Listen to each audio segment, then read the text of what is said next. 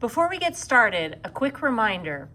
If your original equation has an x in the denominator or under an even square root, be sure to check your answer.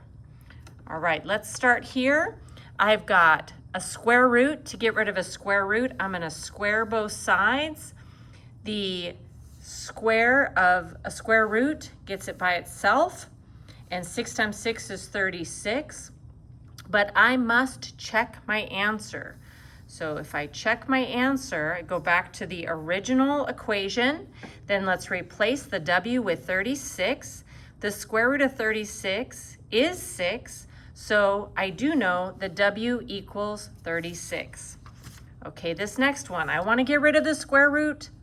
To get rid of square root, I'm going to square both sides. So squaring both sides, the square of the square root of x is x, and negative 5 times negative 5 is 25. I need to check. So here's my original equation.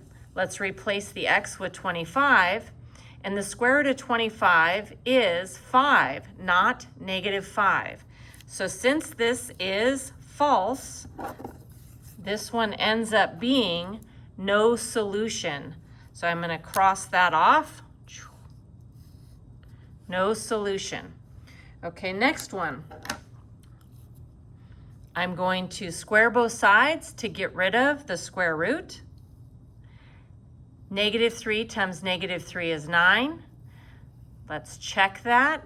Replace the m with 9. The square root of 9 is 3, and 3 is not negative 3.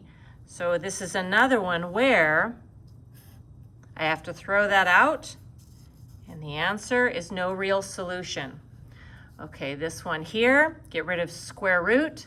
So let's square both sides. Squaring the square root of g is g, and 9 times 9 is 81.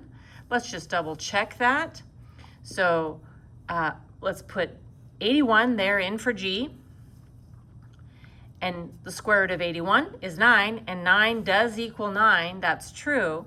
So these two are the solutions, whereas these ones have no real solutions.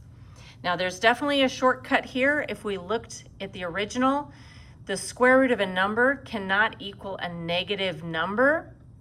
So no solution. The square root of a number, it's always going to be the principal square root, so it cannot equal a negative number, so no solution.